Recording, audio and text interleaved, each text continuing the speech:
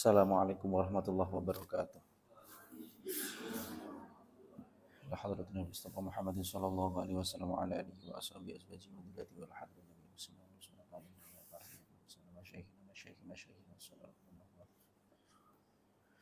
Saudara Muhammad bin Syamsi wa sallam Muhammad sallallahu alaihi wasallam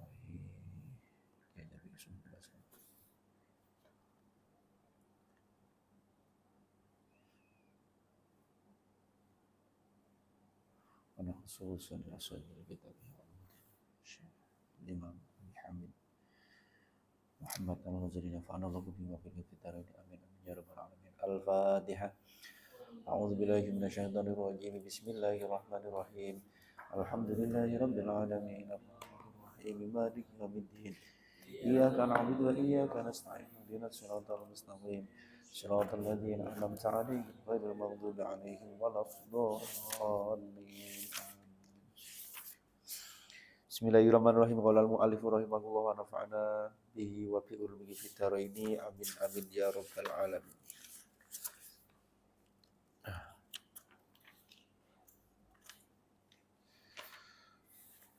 Wal ajabu mimai yasma'u. Wal ajabu lan utawi kang gawuake. Wal ajabu lan utawi kang gawuake. Miman saking wong iku miman saking wong. Wal ajabu lan utawi kang gawuake iku miman saking wong yasma'u kang krungu sapa man. Yasma'u kang krungu sapa man krungu hadzil aqwala ing iki-ikilah pira-pira dawuh. Ing iki-ikilah pira-pira dawuh. Dawuh min Rasulillahi saking Rasulullah Muhammad sallallahu alaihi wasallam. Summa yazdari tumuli ngremehake sapa man. Summa yazdari tumuli ngremehake sapa man bisam'ihi kelawan pengrungune man. Bisam'ihi kelawan pengrungune man. Ngremehake ma ing perkara yasma'u kang krungu sapa man hu ing ma. Yasma'u kang krungu sapa man hu ing ma min kalamis sufiyati bayane saking kalame para sufi. Min kalamis sufiyati saking kalame para sufi. Ala wafkihi ing atase olehe nocoki ma. Ala wafkihi ing atase olehe nocoki ma.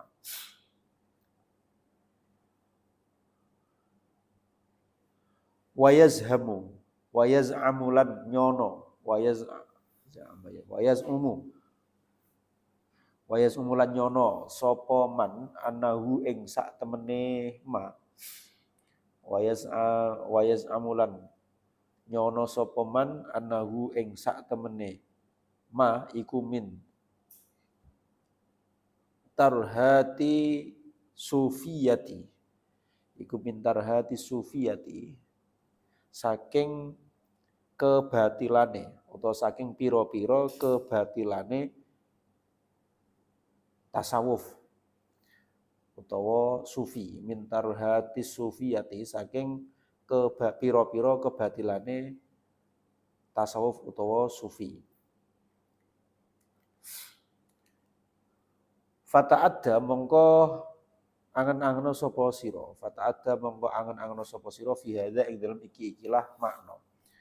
Fi hadza ing dalem iki-ikilah makna. Fa indahu mongko iku tetep ing dalem sandinge man. Fa indahu mongko iku tetep ing dalem sandinge man. Doyatu roksil mali utawi kerupekane wong kang duweni bondo. Doyatu roksil mali utawi kerupekane pira-pira wong kang duweni bondo.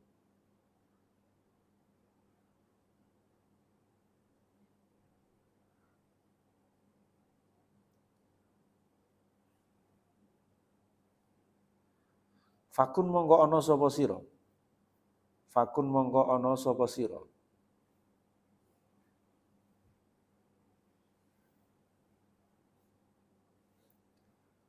Ana iku harison semangat. Iku harison semangat. Iku harison semangat ala ma'rifati dzalika sirri ing atase ngaweruhi mengkono-mengkono rahasia. Ala ma'rifati dzalika sirri ing atase ngaweruhi mengkono-mengkono rahasia. Al khariji kang metu. Al khariji kang metu an bid'atil fuqaha'i. An bid'atil fuqaha'i saking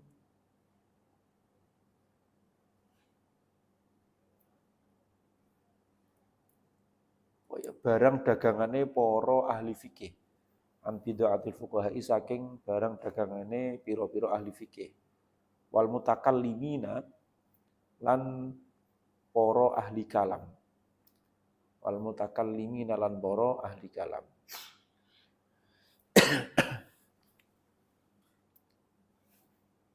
Falayar sudu mongko ora nuduhake. Falayar sudu mongko ora oleh pituduh. Utawa falayur sidu mongko ora nuduhake ka ing sira. Falayur sidu mongko ora nuduhake ka ing sira ilaihi maring asir. Apa ilahir suka kejaba semangat sira? Apa ilahir suka kejaba semangat sira fitolabi ing dalem luru. Fitolabi ing dalem luru.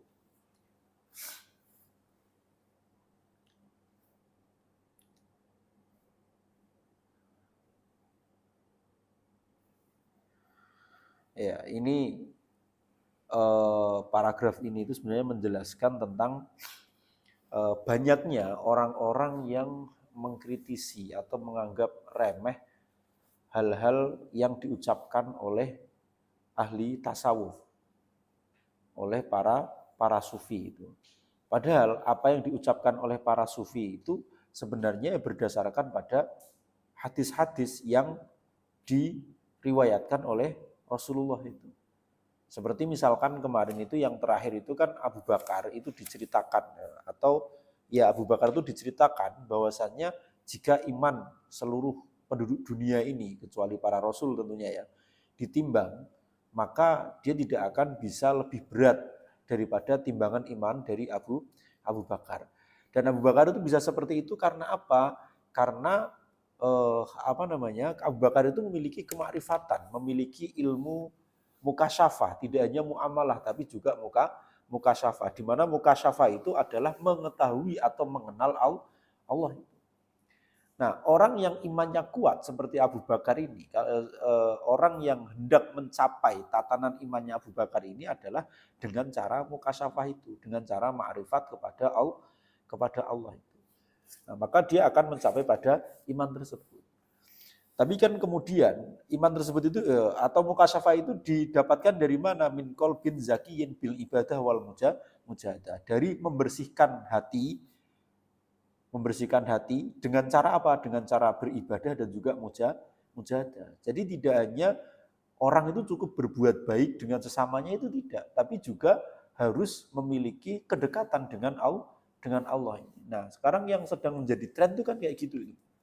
Kedekatan dengan Allah itu tidak terlalu diperhatikan. Tidak terlalu diperhatikan dengan alasan Allah itu paling mengerti kita gitu. Allah itu paling mengerti kita. Kan sekarang di luaran sana itu sedang ada tren kayak gitu. Entah itu salah pemahaman atau memang bagaimana saya juga kurang paham. Jadi kayak semacam sosiologi itu ya, ilmu sosial itu. Ilmu sosial itu kan yang penting kita berbuat baik kepada sesama manusia. Masalah maksiat atau apa itu kan urusan kita dengan Allah. Daripada kamu baik dengan Allah, perbandingannya seperti itu. Daripada kamu baik dengan Allah, ibadahnya rajin, tahajudnya rajin, tapi suka menyakiti orang lain, masih melakukan korupsi dan lain sebagainya. Nah, ini kan tidak apple to apple gitu. Tidak sebanding ketika dibandingkan. Maka tugas kita sebagai pelajar itu di samping muamalah itu juga harus mukasyafah. Muamalah itu yang melakukan pergaulan yang baik dengan sesama umat manusia itu ya. Muamalah itu ya. Kalau mukasyafah itu adalah hubungan baik dengan Allah. Nah, Abu Bakar itu bisa mencapai tingkatan iman di mana imannya itu sangat kuat sekali, dan bahkan ketika ditimbang dengan seluruh iman penduduk dunia itu akan lebih berat imannya Abu Bakar. Itu adalah karena mukasyafahnya itu tadi. Karena makrifatnya kepada Allah. Yang beliau capai dengan cara apa? Dengan cara eh, membersihkan hatinya dengan beribadah dan juga mujahadah, bersungguh-sungguh mendekatkan diri kepada Allah. Mujahadah itu ya bisa macam-macam. Mujahadah itu kan yang bersungguh-sungguh untuk mendekatkan diri kepada Allah. Maka termasuk orang-orang yang serius untuk membaca sholawat nariyah sekian kali itu disebut sebagai mujahadah, karena itu keseriusan, kesungguhan untuk mendekatkan diri kepada Allah. Atau dia membaca sholawat Nabi sebanyak 100.000 kali. Nah ini kan dia bersungguh-sungguh juga untuk mendekatkan diri kepada Allah. Atau membaca istighfar sebanyak sekian kali. Atau membaca atakoh, misalkan baca kalimat la ilaha illallah sebanyak 71.000 kali. Ini juga bagian dari mujahadah. Apapun yang kita lakukan dengan sungguh-sungguh untuk upaya mendekatkan diri kepada Allah, itu ya berarti mujahadah. Dan mujahadah orang, kesungguhan orang itu ya macam-macam. Bisa ya tadi itu misalkan lewat jalur naria atau lewat rotib atau lewat apa ya terserah. Setiap orang yang fokus, yang serius untuk mendekatkan diri kepada Allah itu disebut mujahadah. Atau mujahadahnya itu sholat malam. Mujahadahmu itu apa? Kesungguhanmu sholat malam. Atau berpuasa itu juga bisa disebut mujahadah. Jadi tidak mujahadah itu tidak hanya orang yang membaca wirid, khusyuk dan juga yang lain, bukan. Sholat kita itu juga secara makro itu juga disebut sebagai mujahadah. Karena itu kesungguhan kita, keseriusan kita untuk mendekatkan diri kepada Allah itu. Nah, terkadang gitu ya, terkadang hal-hal semacam itu, wal ajabu mimman yasma'u hadhil aqwal. Sebenarnya orang-orang itu sudah mendengar tentang beberapa hadisnya Rasulullah, termasuk kenapa Abu Bakar itu kok bisa mencapai tingkatan seperti itu dan bahkan imannya itu bisa sekuat itu. Itu sebenarnya mereka sudah mendengar. Tapi kenapa mereka itu yang diherankan oleh Imam Ghazali di sini, itu mereka meremehkan kalamnya kaum tasawuf, meremehkan kalamnya para sufi itu. Padahal apa yang dilakukan oleh sufi itu adalah sesuai dengan apa yang diucapkan oleh Rasulullah itu. Itu kenapa gitu loh. Banyak yang seperti itu gitu ya. Dan bahkan mereka itu menyangka itu adalah bentuk kesesatan. Misalkan ada orang serius membaca atau mendekatkan diri kepada Allah dengan baca zikir. Dulu itu sering ada misalkan satu kelompok apa gitu yang membaca zikir tertentu terus sampai menangis-nangis, itu kemudian oleh sebagian orang yang belum mengenal itu dianggap sebagai aliran sesat. Atau misalkan sekarang orang-orang tasawuf, orang-orang torekoh, itu dianggap torekoh itu adalah sebagai sesuatu yang tidak pernah dilakukan oleh Rasulullah dan juga yang bahkan diremehkan, itu kesesatan dan juga yang lainnya, harus mengikuti mursyid dan juga yang lainnya. Padahal itu juga bagian dari mujahadah ini tadi, bagian untuk mencapai mukasyafah ini tadi. Bagian untuk mendekatkan diri kepada Allah, bagian dari cara kita untuk ma'rifatullah, untuk mengenal Allah. Dengan cara apa? Membersihkan hati kita. Dan itu adalah perantara sebenarnya. Kalaupun ada kasus-kasus tertentu, kasuistik gitu ya, kasuistik tentang sesuatu yang terjadi di dalam salah satu organisasi toriko atau apapun itu yang itu beraliran tasawuf itu ya, itu bukan ajarannya yang salah, bukan caranya yang salah, tapi orang-orangnya saja itu. Itu ya hanya kalau bahasa sekarang itu apa ya, oknum-oknum tertentu saja yang memanfaatkan hal semacam itu. Tapi sebenarnya caranya itu yang digunakan adalah torekoh itu kan cara. Torikotun itu kan artinya metode atau makna aslinya kan jalan gitu kan. Kalau kalian makna itu kan torik itu artinya jalan. Jadi torekoh itu jalan yang ditempuh. Untuk apa? Untuk mencapai ma'rifatullah, untuk mencapai tingkatan mukasyafah. Nah ini terkadang di masyarakat itu ada sebagian orang yang meremehkan itu, menganggap itu sebagai salah satu tadi tarhati sufiyah. Tarhat itu kalau di kitab kalian tuh di situ ada catatan kakinya itu al-abatil, sesuatu yang beberapa hal yang batil, yang salah itu, yang buruk gitu kan. Hal buruk dari torekoh itu kayak gitu itu, menimbulkan fanatisme dan juga yang lain. Sebenarnya tidak seperti itu, tidak ingin membuat fanatis dan juga yang lain, tidak. Mungkin itu hanya oknum tertentu saja yang memanfaatkan, oh karena saya itu jadi wakil mursyid, terus kemudian saya bebas loh untuk meminta apapun. Toh jamaah itu kan harus tunduk kepada mursyid dalam hal apapun. Kalau kalian baca tentang Torekoh itu ada buku atau jurnal yang menulis tentang Torekoh itu kan, orang kalau sudah beat itu kan berarti kayak sudah semacam memasrahkan hidup dan matinya kepada mursyidnya itu. Nah ini terkadang ada beberapa oknum yang kemudian memanfaatkan itu karena sudah tunduk itu ya mintanya macam-macam gitu kan. Dengan alasan untuk kebahagiaan duniamu, kamu terlalu banyak hartanya, itu hartanya disedekahkan saja kepada organisasi kita atau disedekahkan saja kepada saya untuk dikelola kebaikan agama dan juga yang lainnya. Ada yang kayak gitu juga ada. Tapi itu di luar konteks tasawuf ini, di luar konteks mujahadah, itu oknum tertentu saja. Ada nafsu duniawi yang kemudian muncul pada pelaku toreko. Jadi bukan torekohnya yang salah. Bukan torekohnya yang salah. Sama seperti berita pondok pesantren lah. Jangan mondokkan anak. Ternyata mondokkan anak di pondok itu terjadi pembulian. Terus kemudian anaknya itu malah jadi nakal, terkena paparan kenakalan dari teman-temannya, atau bahkan nanti terjadi pelecehan seksual oleh gurunya, banyak beritanya seperti itu. Itu kan bukan pondok pesantrennya yang salah itu. Itu adalah oknumnya, orang segelintir orang yang kemudian melakukan perbuatan yang tidak baik.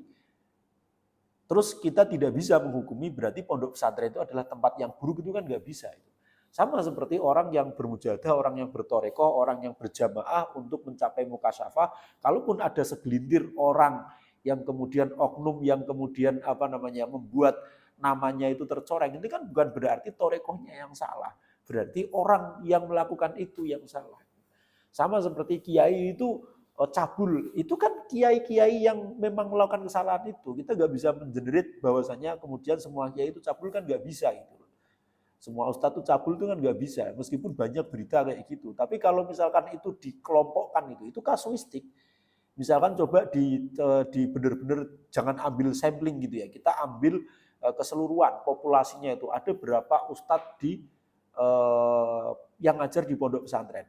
Kemudian yang memiliki atau terkena kasus pencabulan itu berapa orang, dibandingkan kalau memang sebagian besar lebih dari 50%, maka bisa disimpulkan kayak gitu. Tapi kalau cuma misalkan dari 20 itu cuma ada 1 atau 100 bahkan itu ada satu, ya nggak bisa digenerate bahwasanya ustadz ini, setiap ustadz itu adalah cabul itu. Nggak bisa kayak gitu. Sama seperti orang yang di Torekoh itu, ya pasti ada cerita-cerita yang miring-miring lah. Makanya kemudian bagi orang awam, orang yang tidak mau mendalami itu kan kemudian menghina itu. Kenapa wiridan itu harus la ilaha illallah, terus ada yang Torekoh itu yang hu itu ya. Pernah ditanyakan kepada salah satu ustadz itu, mengatakan tidak ada satupun hadis ataupun Al-Quran yang menjelaskan itu, dan juga yang ternyata itu adalah bentuk mujahadahnya dulunya itu, sehingga kalau dalam sastra Arab itu ya lafdul jalalah itu menarik gitu ya. Jadi apapun itu artinya itu adalah Allah. Allah itu kan berasal dari kata al-ilah gitu kan, Tuhan gitu. Terus kemudian jadi Allah itu. Kalau misalkan dihilangkan alifnya itu ya akan menjadi lillah, itu maknanya juga Allah. Kalau dihilangkan alif dan lamnya akan menjadi lahu, itu maknanya juga Allah itu. Walam yakul lahu kufuwan ahad, itu juga Allah. Kalau misalkan dihilangkan lamnya, tinggal hunya saja, tinggal haknya saja, itu maknanya juga Allah. Kul huwallahu ahad, kul huwa, katakanlah itu. Dulu ketika saya diajar oleh almarhum dosen saya yang kuliahnya itu di Mesir gitu ya, sastra Arab itu mengajarkan kayak gitu. Jadi keunikan dari lafdzul jalalah di dalam Al-Qur'an itu, mau dibuang apapun itu, disahkan satu hurufnya itu ya, itu akan maknanya itu Allah di dalam Al-Qur'an itu. Jadi ketika ada orang domer hu itu ya, yaitu fa'lam annahu la ilaha illallah. Itu annahunya itu, domer sya'nya itu yang kemudian diwiridkan oleh beberapa teman-teman kita, beberapa saudara-saudara kita yang torekohnya itu apa? Kalau nggak tidak salah itu satoriyah atau apa itu. Jadi dikirnya itu Allah, Allah, Allah. Terus nanti dari la ilaha illallah, la ilaha illallah, la ilaha illallah, terus kemudian setelah la ilaha illallah dibaca Allah, Allah, Allah, setelah Allah, Allah kemudian dibaca hu, hu, hu. Hu itu maksudnya ya Allah itu. Karena itu domirisaan yang kembali kepada Allah tadi itu. Fa'lam annahu la ilaha illallah, kan dalilnya kayak gitu. Jadi tanpa mendalami, tanpa menanyakan, tanpa apa itu terus kemudian karena dia tidak mengetahui, dia membaca hadis tidak ada, membaca Al-Quran tidak ada, kemudian dianggap ini sebagai sebuah aliran sesat dan juga yang kan enggak. Orang zikir itu kan sebenarnya dalilnya itu kan umum ya. Barang siapa yang mengingat Allah maka dia akan jauh dari setan kayak gitu kan ada itu. Kayak gitu ini. Jadi setan itu al-khannas gitu ya. Kalau di dalam Al-Quran itu disifati sebagai al-khannas. Alladzi yuwaswisu fi sudurin nas minal jinnati qul a'udzu birabbin nas, malikin nas, ilahin nas, min syarril waswasil khannas. Dari setan yang mengganggu kita, yang maju mundur al-khannas. Jadi setan itu maju mundur kepada kita. Kapan setan itu dekat dengan kita? Ketika kita itu tidak ingat dengan Allah. Ketika kita itu tidak zikir kepada Allah, maka setan itu akan berada dekat sekali dengan kita, bahkan ada di dalam hati kita. Tapi ketika kita sedang zikir kepada Allah, kita sedang ingat kepada Allah, maka setan itu akan menjauh dari kita. Jadi bertolak belakang dengan kehadiran Allah. Maka sekarang di dalam diri kalian itu lebih banyak hadirnya Allah atau lebih banyak hadirnya setan itu. Kalau kalian kok lebih banyak hadirnya setan, maka Allah pasti jauh dari kalian. Sebaliknya kalau kalian itu lebih banyak zikirnya, setan akan menjauh. Maka setan itu disifati al-khannas, maju mundur untuk menggoda manusia. Baik setan yang dari bangsa jin atau dari bangsa manusia itu kayak gitu. Kalian misalkan diajak teman kalian itu, yuk kita malam-malam misalkan kita keluar dari pondok ya kita nonton film dan juga yang lainnya. Ini kalau kalian diamkan itu, teman kalian kan nggak akan menjauh dari kalian. Tapi kalau kalian turuti, kalian ikuti ya akan semakin dekat dengan kalian. Setan dari manusia juga kayak gitu. Setan itu orang yang senantiasa mengajak untuk menjauh dari Allah, baik jin ataupun manusia itu. Makanya setan dikatakan al-khannas tuh kayak gitu, yang maju mundur, yang terkadang dekat, terkadang itu jauh itu. Nah, maka orang-orang yang berzikir, orang-orang yang mencoba untuk mengingat Allah dengan menyebut nama Allah, zikir yang paling baik itu afdhalul dzikri fa'lam annahu la ilaha illallah kan kayak gitu. Nah, kemudian ketika teman-teman berzikir masa iya. Terus kemudian kita menganggap mereka itu adalah orang-orang yang sesat, orang-orang yang melakukan kebatilan karena Rasulullah tidak pernah berzikir seperti itu gitu kan. Ya, niatannya itu kan sebenarnya dalil utamanya zikir itu tadi. Niatnya itu untuk ingat kepada Allah, untuk mengenal Allah, untuk mencapai ma'rifatullah itu. Nah, sekali lagi, kalaupun kemudian ada oknum-oknum tertentu yang memperkeruh atau membuat kesalahan-kesalahan di dalam jamiah-jamiah atau di dalam jamaah-jamaah perkumpulan-perkumpulan mujahadah itu, maka bukan mujahadahnya, bukan torekohnya yang salah, tapi orangnya yang salah itu. Nah ini banyak terjadi seperti itu. Banyak orang yang menganggap tasawuf itu adalah mengada-ngada. Karena tasawuf itu ilmu yang di atas syariat sebenarnya. Di atas syariat itu. Seperti yang dijelaskan oleh Imam Ghazali di depan itu, ilmu tasawuf itu. Kalau ilmu syariat itu hanya bisa sebatas mengetahui sah atau tidaknya satu ibadah. Misalkan kalian itu sholat. Kalian dianggap sah itu ya ketika memenuhi kriteria sholat, syarat dan rukunnya sholat itu. Kalau syarat sah dan rukunnya sholat sudah kalian laksanakan, maka dianggap kalian itu ya sholatnya itu adalah sah. Tapi tasawuf itu bisa mengetahui apakah atau ya tidak terus mengetahui secara mutlak tidak, tapi mempelajari tanda-tanda apakah sholat kalian itu diterima atau tidak. Jadi lebih dalam daripada ini. Nah, karena lebih dalam itulah kemudian dianggap sebagai mistisisme. Makanya ada yang menyebut tasawuf itu adalah mistisisme Islam. Sesuatu yang tidak dohir, sesuatu yang tidak bisa dilihat dengan kasat mata. Tapi sesuatu yang urusannya itu dengan hati, itu dengan rasa, dengan perasaan. Nah, kalau perasaan itu kan tergantung selera kan kayak gitu. Ada dari antara kalian yang seretnya, sukanya itu warna merah, ada yang suka warna pink, ada yang suka warna kuning, kan gak bisa kita paksakan. Yang jelas yang harus sama itu adalah warna-warna itu, warna-warna pakaian itu ya, pakaiannya itu harus sama, pakaian yang kategorinya itu menutup aurat. Kalau kita itu misalkan seneng kepada Allah itu, ya kita seretnya itu mau jalannya itu lewat mana? Kalian mau pergi kampus misalkan, ya itu kan selera. Misalkan kalian pengen lewat depan Unsud, itu kan selera. Atau kalian mau lewat Sumampir, atau kalian mau lewat Cerme, itu kan tergantung dari selera kita. Yang penting tujuannya adalah sama-sama ke kampus gitu. Nah ini sama-sama tujuannya ma'rifatullah. Kalaupun seleranya, saya lebih suka dengan torekoh mengikuti jamiah toreko. Saya lebih suka untuk dengan cara memperbanyak membaca sholawat. Saya lebih suka membaca rotib. Saya lebih suka membaca ini. Saya lebih suka beramal Jumat berkah dan juga yang lainnya. Saya lebih suka berpuasa. Saya lebih sreg sholat tahajud. Saya lebih sreg zikir di tengah malam dan yang lainnya. Itu semua masalah hati, perasaan. Karena tasawuf itu adalah tasbiyatun nafs itu. Tergantung bagaimana kita menghias hati kita. Terserah kita dong. Ada yang suka pakai baju warna pink, ada yang suka kan kayak gitu. Dalam menghias diri kalian kan kalian itu juga selera. Tidak mungkin kalian itu memiliki hal yang sama. Ya mungkin saja sih sama. Tapi sah nggak ketika kalian itu memiliki perbedaan dalam cara menghias diri kalian? Kan sah. Begitu juga dengan cara menghias hati kita. Yang penting itu adalah tidak keluar dari syariatnya Allah itu. Kecuali kalian itu, saya menghiasnya itu pengen mendirikan aliran sendiri tak. Alirannya itu seperti apa? Sholat itu nggak perlu sholat, yang penting kita ingat Allah saja. Kan ada orang-orang kayak gitu itu ya. Aliran-aliran tertentu itu kan sholat itu kan hanya untuk mengingat kepada Allah. Kalau setiap saat setiap tarikan nafas saya itu ingat kepada Allah, maka nggak perlu sholat. Dan itu lebih berat daripada sholat yang hanya ingat Allah itu paling 5 menit saja itu. Kalau saya itu setiap hari, setiap waktu itu harus ingat kepada Allah. Nah ini sesuatu yang salah karena melanggar syariat. Allah sendiri itu merintahkan sholat. Bagaimana kita ingat Allah tapi kita tidak mengingat syariatnya Allah, itu bohong. Itu kebohongan pasti. Kalau kita memang ingat Allah, ya harusnya kita itu menuruti perkataannya Allah, menuruti syariatnya Allah. Kalau Allah memerintahkan sholat, ya kita sholat. Dengan alasan apapun tidak bisa. Orang meninggalkan sholat itu nggak bisa. Tidak bisa itu. Maka ketika ada aliran kok yang melanggar syariatnya Allah, ya jelas itu bukan bagian dari tasawuf. Karena tasawuf itu berangkat dari syariatnya Allah, syariatnya Allah.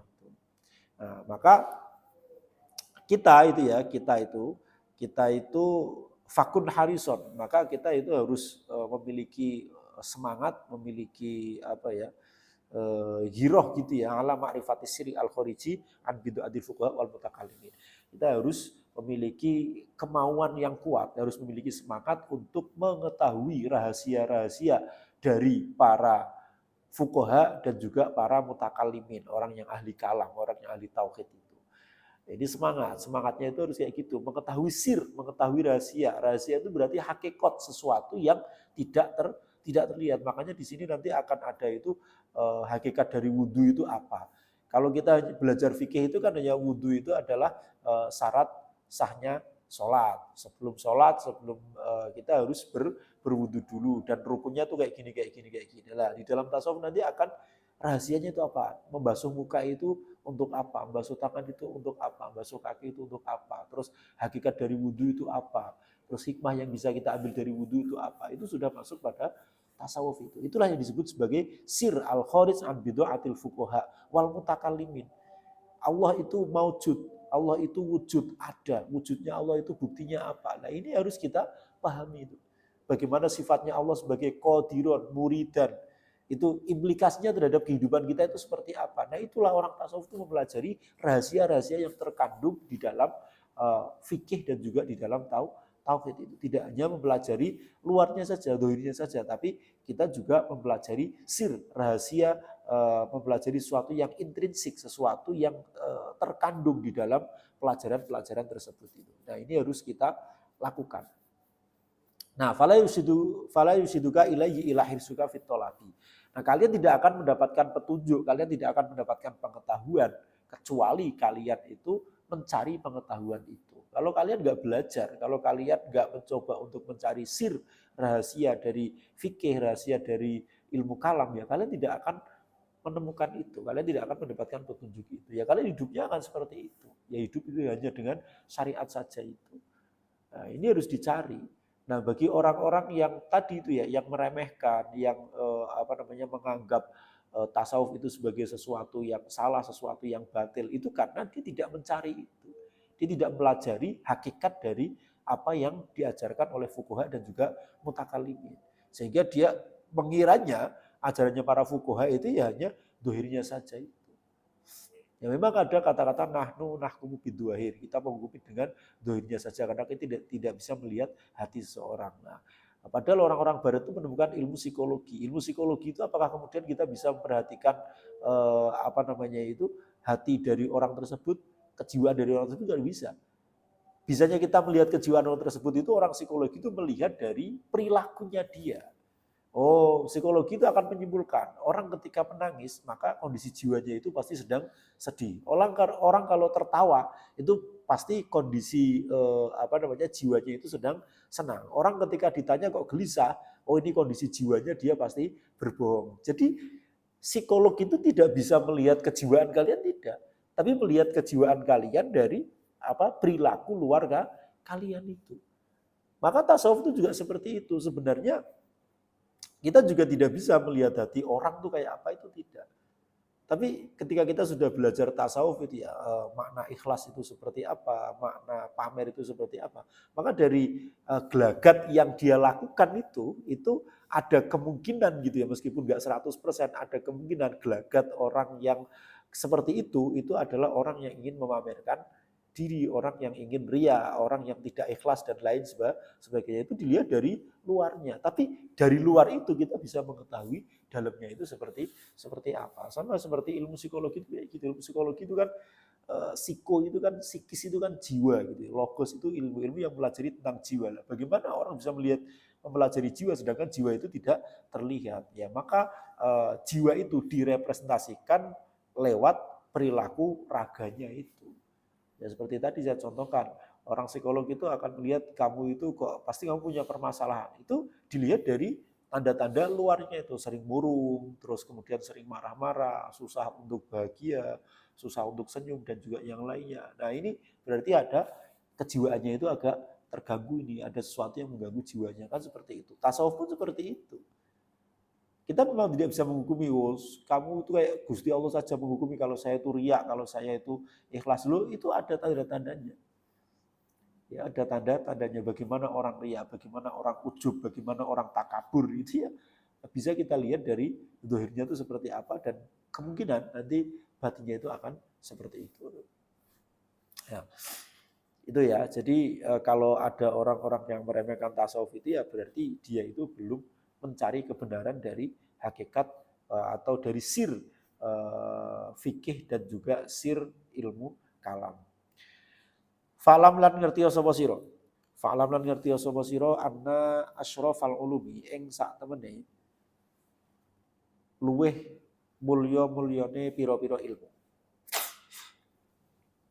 Fa'lam lan ngerti sapa sira anna asyrafal ulumi ing sak temene luweh mulya-mulyane pira-pira ilmu wa taha. Wa tahalan katok-katoke ulum. Wa tahalan sak temene katok-katoke ulum iku ma'rifatullahi ngaweruhi Gusti Allah. Iku ma'rifatullahi ngaweruhi Gusti Allah. Ta'ala halim wa sapa Allah. Wa hadalan utawi iki ma'rifatullah. Wa hadalan utawi iki ma'rifatullah. Iku bahrun segoro. Iku bahrun segoro.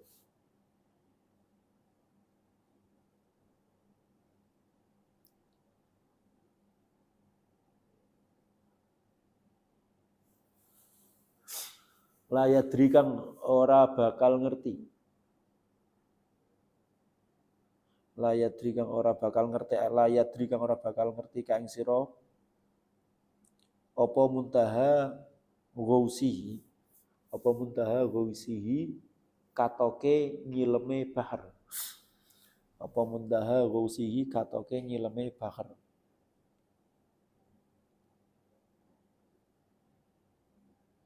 Wahda tawiki iki ku bahrun segoro la yudrika. Daroka ya la adroka la yudrika kang ora bakal nemokake sapa wong, la yudrika kan ora bakal bisa nemokake sapa wong muntaha ghausihi ing katok-katoke sileme bahar, katok-katoke nyileme bahar.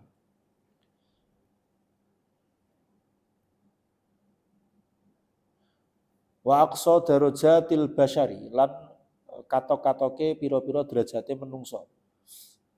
Wa aqsa darajatil basyari lan utawi katok-katoke derajate menungso iku fihi ing dalem al ilmu, iku fihi tetep ing dalem al ilmu.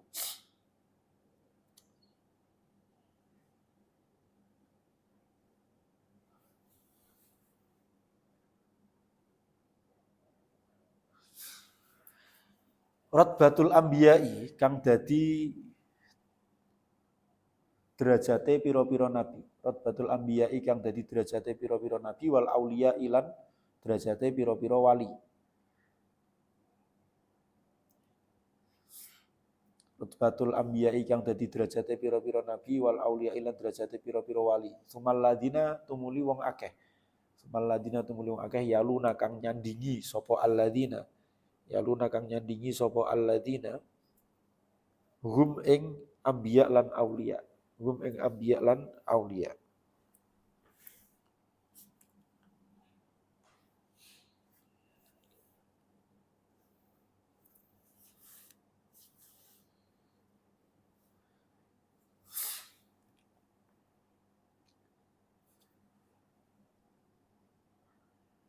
Waqat ruwilan teman-teman mesti riwayatake. Waqat ruwilan teman-teman mesti riwayatake opo anna hakimaini. Saat temene hakim loro. Waqat ruwilan teman-teman den riwayatake sapa anna hakimaini saat temene hakim loro minal hukama saking pira-pira hakim. Minal hukama saking pira-pira hakim al muta'abbidaini kang ahli ibadah karone.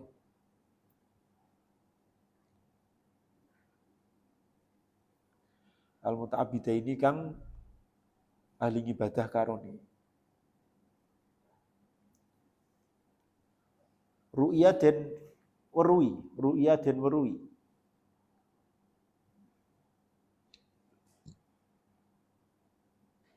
Fiyadi ahidima ing dalem tangane salah suwijine hakimain. Fiyadi ahadima ing dalem tangane salah suwijine hakimain. Apa sing den weruhi rokatun kertas utawa lembaran. Apa rokatun kertas utawa lembaran. Wafia lan iku tetep ing dalam rok'ah. Wafia iku tetep ing dalam rok'ah. In ahsanta kulla syai'in fala tazunnu annaka ahsanta kulla syai'in utawi ana tulisan in ahsanta kulla syai'in ila akhiri. Wafia lan iku tetep ing dalam rok'ah in ahsanta kulla syai'in utawi ana tulisan in ahsanta kulla syai'in. Maknane in ahsanta lamun gawe bagus sapa sira. In ahsanta lamun gawe bagus sapa sira.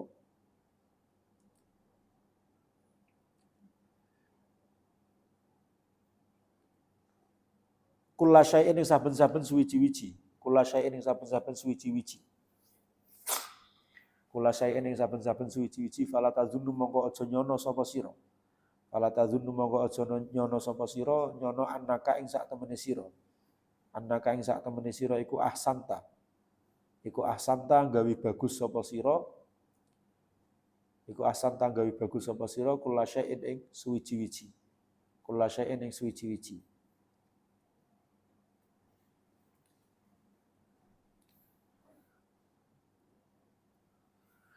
Hatta ta'rifa sehingga ngerti sapa sira. Hatta ta'rifa sehingga ngerti sapa sira Allah ing Gusti Allah.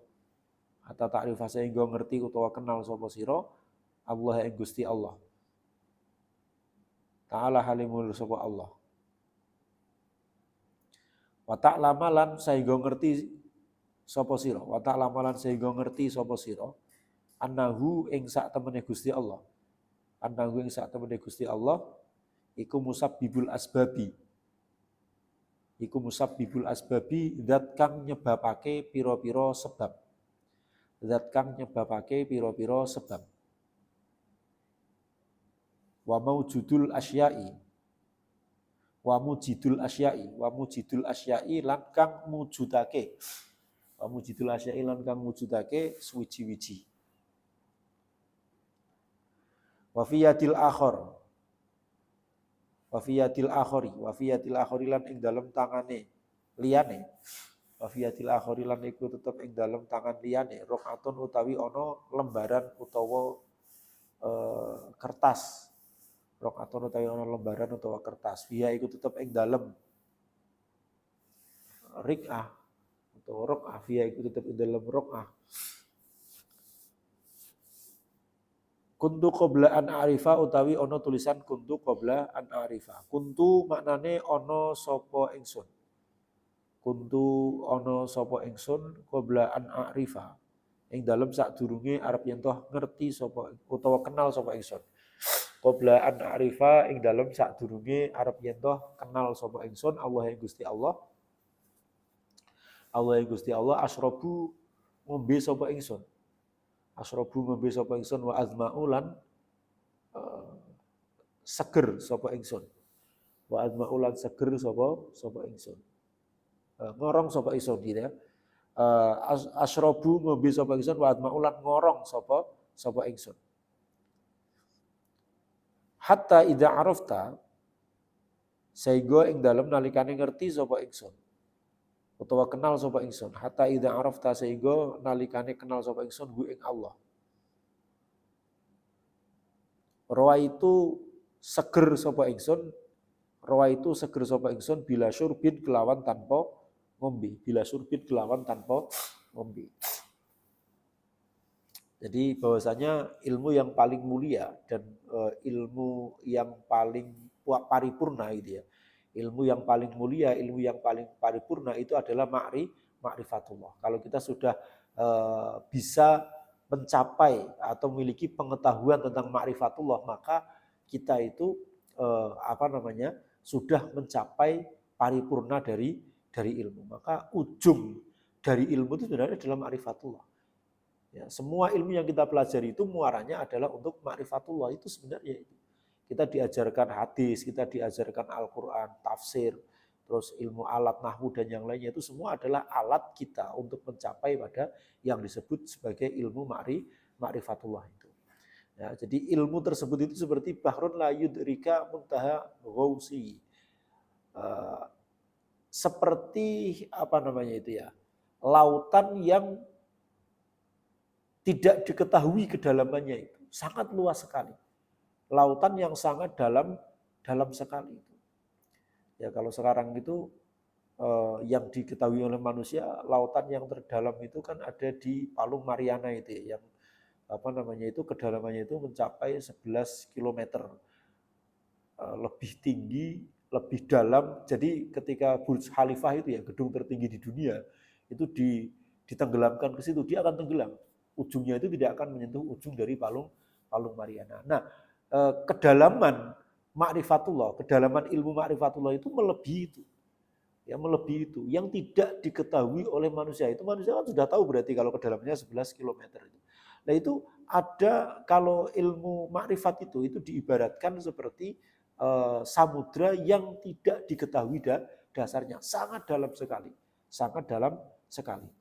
Dan derajat tertinggi manusia itu adalah ketika manusia itu sudah bisa ma'rifatullah, yaitu seperti derajatnya para nabi, para wali, dan orang-orang yang mengikuti mereka itu, yang bisa mencapai pada tingkatan mereka. Jadi para nabi, para wali itu adalah orang-orang yang ma'rifatullah, maka derajat mereka itu yang paling tinggi di antara para manusia.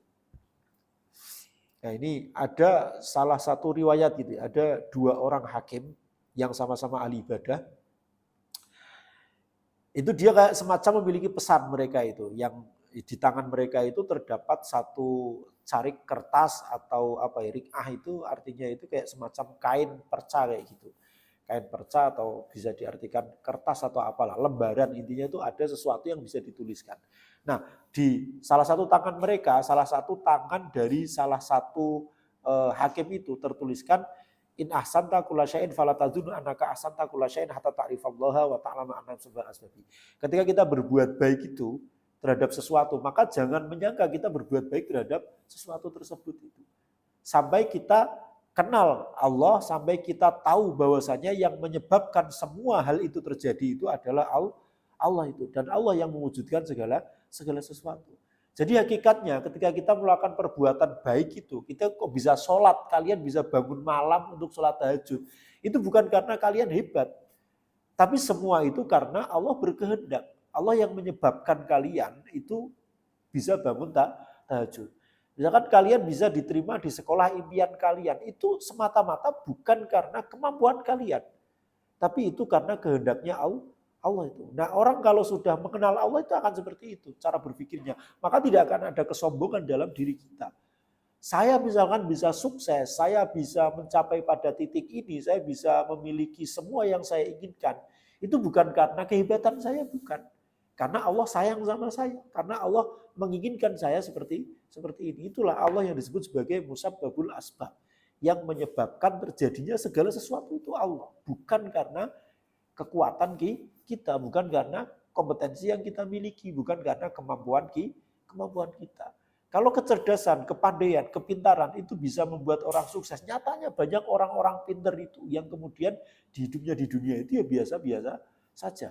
Dan bahkan banyak orang-orang yang kuliahnya itu DO, dulu itu kuliah nggak selesai, di DO bahkan itu, tapi sekarang menjadi orang yang sukses. Maka ukuran kesuksesan itu bukan kepandaian, bukan kemampuan, tapi tergantung bagaimana Allah itu menginginkan atau tidak itu. Kalau kita kok masih menyangka bahwasanya perbuatan yang terjadi pada diri kita itu adalah karena perbuatan kita, berarti kita belum mengenal Allah. Belum mengetahui, belum punya ilmu makrifat itu. Nah ini, itu di tulisan orang yang pertama. Tulisan orang yang kedua itu, kuntu qabla an a'rifa Allah asyrabu adma'u. Sebelum mengenal Allah itu, setiap kali dia minum itu, dia akan kembali merasa haus. Artinya di sini ada nafsu gitu ya, ada nafsu yang terus terus menyetir dirinya itu. Tetapi hatta idza araftuhu rawaitu bila syurbin. Ketika sudah mengenal Allah itu, nafsu itu sudah hilang. Karena yang kalau kita sudah dekat dengan Allah, kita kenal dengan Allah, tidak ada kenikmatan apapun di dunia ini yang kemudian bisa menggoyahkan kita. Kalau kita benar-benar dekat dengan Allah, kalau kita mengenal Allah. Jadi kenapa para sufi itu kok kemudian ada makom zuhud itu? Makom zuhud itu adalah makom pelatihan. Kalau ingin menghadap Allah itu ya harus benar-benar fokus kepada Allah, jangan memikirkan perkara-perkara dunia. Nah, kalau orang itu sudah mengenal Allah itu, maka dia itu tidak akan menginginkan perkara-perkara dunia. Sehingga diibaratkan hatta idza araftuhu rawaitu bila syurbin. Ketika saya sudah mengenal Allah, saya sudah ma'rifatullah, maka saya itu bisa merasa segar ya tenggorokan saya bila surbin tanpa harus minum. Tapi kalau belum mengenal Allah itu ya seakan-akan itu ada rasa lapar, ada kenapa para wali itu kok kemudian itu tidak memiliki rasa lapar, karena rasa laparnya sudah tergantikan dengan keintiman hubungannya dengan Allah, saking dekatnya dengan Allah, saking makrifatnya dengan Allah sehingga tidak membutuhkan makan, tidak membutuhkan minum, nafsunya itu sudah terkendalikan, sudah hilang, yang ada hanya kecintaan kepada Allah itu. Nah, itu orang kalau sudah mengenal Allah tuh kayak gitu. Jadi apapun yang kita lakukan, orang tidak akan sombong karena semua hal yang kita capai itu adalah atas kehendaknya Allah. Dan kalau kita tuh sudah mengenal Allah, maka kita tidak akan menginginkan apapun. Kita akan sudah merasa kaya tanpa memiliki harta benda. Itu seperti yang dinyanyikan oleh Sujiwo Tejo itu ya, sugih tanpa bondo, digdoyo tanpa aji. Itu adalah sebenarnya kata-kata yang sangat dalam sekali. Itu kata-kata yang diciptakan oleh Sosro Kartono gitu ya, kakak dari Kartini itu, yang kemudian dijadikan lagu oleh Sujiwo Tejo itu, sugih tanpa bondo, digdoyo tanpa aji. Itu sebenarnya kayak gitu. Karena kekayaan itu sumbernya dari hati. Ghaniyun itu kan sebenarnya artinya itu semugih gitu. Jadi Allah itu innallaha ghaniyun hamid. Allah itu ghaniyun, kaya atau tidak butuh. Makna kaya itu sebenarnya tidak butuh. Semugih, innallaha ghaniyun hamid. Allah itu zat yang tidak butuh dan zat yang terpuji, kan kayak gitu. Jadi maka di dalam konsep Islam itu laisal hina an kasratil aradi walakinnal hina hinan nafsi. Kekayaan itu letaknya ada di dalam hati. Orang sudah memiliki semuanya, tapi masih menginginkan hal yang lain, maka itu dia belum kaya. Mobil sudah ada, rumah sudah ada, tapi pengen aja beli mobil baru, pengen beli rumah yang lain dan juga yang lain, maka dia belum kaya. Dia masih butuh. Jadi lawannya ghani itu adalah fakir. Fakir itu adalah orang yang butuh itu. Orang yang butuh itu. Ya seperti mungkin di sekitar kalian juga melihat fenomena itu. Kelihatannya rumahnya itu bagus, kendaraannya banyak. Tapi kalau ada BLT, dia tidak dapat, dia itu marah-marah. Lah ini dia belum kaya gitu. Jadi dari situ kalian bisa paham bahwasanya kekayaan itu tidak dihitung dari seberapa banyak harta bendanya, tapi mental dia untuk tidak butuh itu. Ada kebalikannya itu di apa namanya? Dia tidak memiliki apa-apa, rumahnya sederhana, kendaraan itu ya cuma satu-satunya itu. Tapi dia tidak mendapatkan BLT, dia tidak apa-apa. Bahkan ketika dia mau didata itu, dia berikan kepada orang lain yang lebih membutuhkan. Nah ini orang kaya tuh kayak gitu. Jadi orang kaya itu tidak diukur dari seberapa banyak materi yang dimiliki, tapi diukur dari seberapa dia membutuhkan harta benda itu. Kalau dia cukup makan satu piring, ngapain dia harus minta nasi lebih dari satu piring. Itulah orang kaya itu kayak gitu.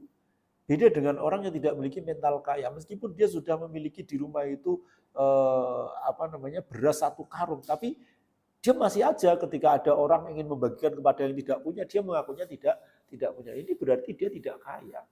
Kaya itu adalah yang ya saya cukup makan satu piring, di rumah saya sudah ada beras 1 kilo. Kalau ini ada beras gratis ya silakan berikan kepada yang lebih membutuhkan. Saya ini sudah punya 1 kilo, besok saya bisa kerja lagi, bisa dapat lagi dan juga yang lain. Itulah kekayaan tuh kayak gitu.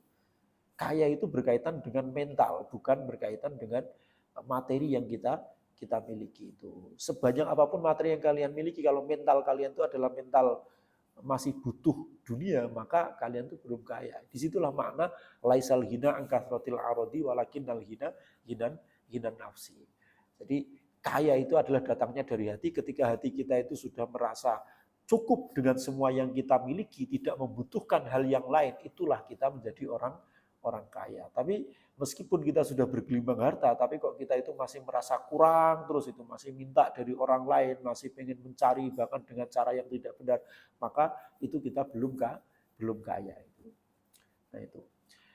Al-wadhifatu utawi wadhifah, utawi tugas asabiatu kang nomor 7. Al-wadhifatu utawi tugas asabiatu kang nomor 7 iku ayakuna arep yen toh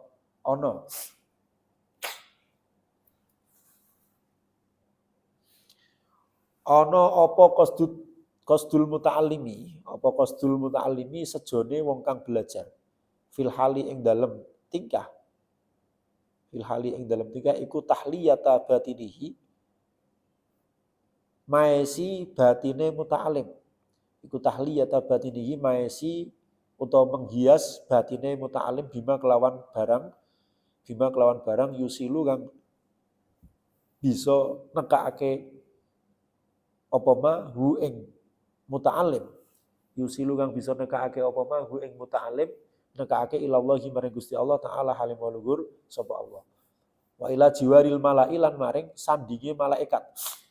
Wa ila jiwaril malailan maring sandinge malaikat al-a'la kang luhur minal muqarrabina bayane saking pira-pira makhluk kang cedhak karo Gusti Allah. Minal muqarrabina saking makhluk kang cedhak marang Gusti Allah. Walayak sudu lan arep yen walayak sudah lan arep yen toh ora nejo sapa muta'alim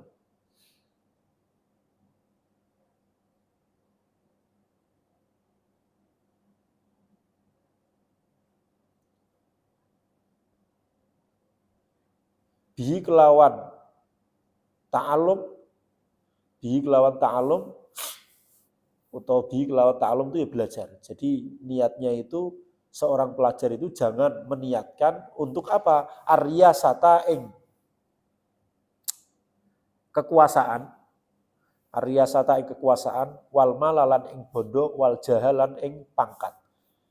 Arya sata ing kekuasaan wal malalan bondo wal jahalan pangkat. Jadi tugas kita yang ketujuh itu kita harus menata niat kita. Niat kita dalam belajar itu, dalam belajar ilmu hal terutama, itu adalah untuk menghiasi batin kita, untuk menghiasi hati kita dengan apa? Dengan segala hal yang dapat memudahkan kita untuk sampai atau mengenal Allah. Dan juga untuk sampai kepada derajat para malaikat ya, yang selalu dekat dengan Allah. Supaya kita itu seperti malaikat itu, yang selalu dekat dengan Allah itu. Itu tugas kita itu kayak gitu. Jadi memperbaiki niat kita supaya niat kita itu untuk belajar itu tidak lain dan tidak bukan hanya untuk mendekatkan diri kepada Allah, menghiasi hati kita supaya kita dekat dengan Allah. Tidak diniatkan untuk mendapatkan kekuasaan, mendapatkan harta, ataupun untuk mendapatkan kedudukan duniawi. Jangan. Kalau niatan belajar seperti itu, maka orang nanti itu pasti akan malas untuk belajar agama. Karena belajar agama itu tidak akan membuat orang itu kaya. Gitu. Ya, kalau niatannya duniawi, kekuasaan, saya belajar di ilmu Al-Quran dan tafsir, nanti saya mau menjadi apa gitu ya. Itu kalau orientasi dari belajarnya itu adalah kekuasaan atau harta. Nanti saya akan bekerja di mana, saya akan mendapatkan kedudukan yang seperti apa. Lebih baik saya belajar ilmu politik, saya nanti bisa menjadi ketua partai, atau saya bisa menjadi menteri dan juga yang lainnya. Atau saya ingin belajar ilmu hukum konvensional itu biar bisa menjadi pengacara atau bisa menjadi hakim dan yang lainnya. Orientasinya jangan ke situ. Kalau belajar itu orientasinya itu adalah untuk mendekatkan diri kepada Allah. Tidak apa-apa mau belajar ilmu politik supaya saya bisa memperbaiki sistem pemerintahan di Indonesia.